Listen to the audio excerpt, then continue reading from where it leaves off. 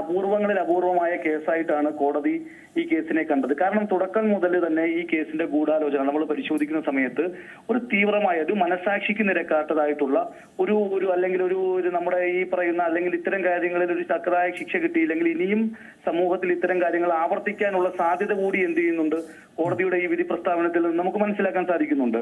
കാരണം ഈ ഞാൻ നേരത്തെ സൂചിപ്പിച്ചതുപോലെ തന്നെ എന്താണ് ഒരു പ്രണയം നടിക്കുകയും അല്ലെങ്കിൽ ഈ പറഞ്ഞ പോലെ എന്ന് വെച്ച് കഴിഞ്ഞാൽ എന്താണ് അയാളോടൊപ്പം ജീവിക്കുകയും അല്ലെങ്കിൽ മരണം വരെ എന്ത് ചെയ്യുന്നു, അയാൾ മരണപ്പെടുന്നത് വരെ എന്ത് ചെയ്യുന്നു, ഈ നിഗൂഢമായി നിന്നുകൊണ്ട് അല്ലെങ്കിൽ കൂടെ നിന്നുകൊണ്ട് എന്ത് ചെയ്യുന്നു ഒരാളെ കൊലപ്പെടുത്താനുള്ള ഒരു ശ്രമമാണ് ഗ്രീഷ്മയുടെ ഭാഗത്തു നിന്ന് ഉണ്ടായിട്ടുള്ളത്. അപ്പൊ അത് ഒരിക്കലും എന്തല്ല ഒരു പരിഷ്കൃത സമൂഹത്തിനോ അല്ലെങ്കിൽ ഒരു കേരളീയ മനസാക്ഷിക്കോ അല്ലെങ്കിൽ നമ്മുടെ എനിക്ക് തോന്നുന്നതെന്ന് പറയുന്ന ഇത്തരത്തിലൊരു സംഭവം തന്നെ ചിലപ്പോൾ നമ്മുടെ കേരളത്തിന്റെ അല്ലെങ്കിൽ ഇന്ത്യയുടെ കുറ്റകൃത്യങ്ങളിൽ നമ്മൾ പരിശോധിക്കുന്ന സമയത്ത് ആദ്യമാകാം. കാരണം പലപ്പോഴും കാമുകനും കാമുകിയും ഒക്കെ തമ്മിൽ എന്തായിട്ടുണ്ട്, പ്രശ്നങ്ങൾ ഉണ്ടായിട്ടുണ്ട്, അല്ലെങ്കിൽ അതിന്റെ പേരിൽ കുറ്റകൃത്യങ്ങളൊക്കെ നടന്നിട്ടുണ്ട്.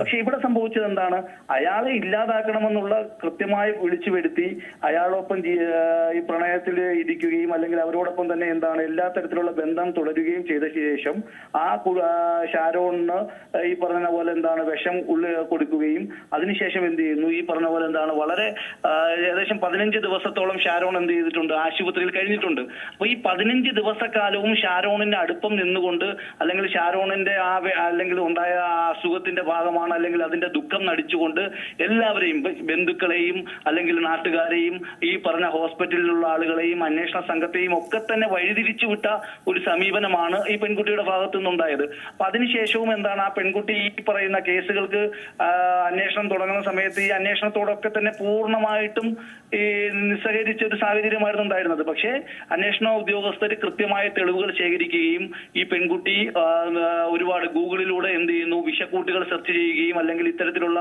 വിഷപദാർത്ഥങ്ങൾ ഉള്ള ലഹരികളെ കുറിച്ച് പഠനം നടത്തുന്ന തെളിവുകളൊക്കെ ശാസ്ത്രീയമായി കണ്ടെത്തുകയും അങ്ങനെ ശാസ്ത്രീയമായ ചോദ്യം ചെയ്യലുകൾക്കൊടുവിലാണ് എന്ത് ചെയ്യുന്നത് ഈ പെൺകുട്ടി കുറ്റം സമ്മതിക്കുന്നത്. ആദ്യഘട്ടത്തിൽ ഒന്നും തന്നെ കുറ്റം സമ്മതിച്ചിട്ടില്ല. അതിനുശേഷമാണ് നമ്മളറിയാം കേസിന്റെ വിചാരണ നമ്മൾ പരിശോധിക്കുന്ന സമയത്ത് പലപ്പോഴും ഈ കുറ്റകൃത്യത്തിൽ ഞാൻ ചെയ്തിട്ടില്ല അല്ലെങ്കിൽ ഈ കുറ്റകൃത്യത്തോട് അല്ലെങ്കിൽ ഈ അന്വേഷണത്തോട് നിസ്സഹരിക്കുന്ന സമീപനമാണ് ഈ പറയുന്ന പെൺകുട്ടിയുടെ കയ്യിൽ നിന്നുണ്ടായത്. എന്നാൽ കൃത്യമായ ഈ ശാസ്ത്രീയ തെളിവുകളുടെ മുമ്പിലും അതോടൊപ്പം തന്നെ ഈ പറയുന്ന മൊഴികളുടെ മുമ്പിലും അസാമാന്യമായിട്ടുള്ള ഈ പെൺകുട്ടിയുടെ പെരുമാറ്റം ശ്രദ്ധിച്ചിട്ടുള്ള അവരുടെ സുഹൃത്തുക്കളുടെ എല്ലാം തന്നെ സാക്ഷിമൊഴികൾ കൃത്യമായി പ്രോസിക്യൂഷന് കോടതിയിൽ അവതരിപ്പിക്കാൻ സാധിച്ചു.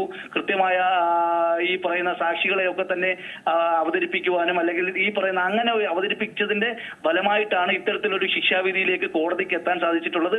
ഇതിൽ കോടതിയുടെ നിരീക്ഷണം വളരെ വലുതാണ്. കാരണം കോടതി ഈ കാര്യത്തിൽ പറഞ്ഞത് എന്താണ്, മരിക്കുന്ന വരെ എന്ത് ചെയ്തു ഈ പറയുന്ന വിശ്വാസം, അതായത് ഈ പറയുന്ന പ്രണയം, അതായത് ഈ ഷാരോണിന് ഗ്രീഷ്മയോടുള്ള പ്രണയം, അത് കോടതി പ്രത്യേകമായിട്ട് തന്നെ വിധിന്യായത്തിന് മുമ്പ് എടുത്തു കാണിച്ചിട്ടുണ്ട്. അത് നമുക്കൊരു വലിയ സമൂഹത്തിന് കൊടുക്കുന്ന ഒരു മെസ്സേജാണ്. കാരണം ഇത് തന്നെയുമല്ല, ഒരു പെൺകുട്ടിക്ക് ഈ വധശിക്ഷ ലഭിക്കില്ല എന്നുള്ളൊരു തിരിച്ചറിവിലായിരുന്നു ഈ പറയുന്ന ഗ്രീഷ്മയുടെ അഭിഭാഷകരും ഒക്കെ തന്നെ ഈ കഴിഞ്ഞ കാലങ്ങളിലൊക്കെ ആ കേസുകളുടെ വിചാരണ വേളയിലൊക്കെ തന്നെ നമ്മൾ സംസാരിച്ചു കൊണ്ടിരുന്നു. പക്ഷേ കോടതി പറയുന്നു ഈ പറയുന്ന കുറ്റകൃത്യത്തിന്റെ തീവ്രത അനുസരിച്ച് ആണോ പെണ്ണോ എന്ന വ്യത്യാസത്തിന്റെ ആവശ്യമില്ല. ഇത്ര തീവ്രമായിട്ടുള്ള കുറ്റം ചെയ്തവർക്ക് അല്ലെങ്കിൽ അപൂർവങ്ങളിൽ അപൂർവമായിട്ടുള്ള കുറ്റം ചെയ്തവർക്ക് വധശിക്ഷ തന്നെയാണ് വേണ്ടത് എന്നുള്ള ഒരു കൃത്യമായിട്ടുള്ള ഒരു മെസ്സേജാണ് കോടതിയിൽ നിന്നുണ്ടായിട്ടുള്ളത്.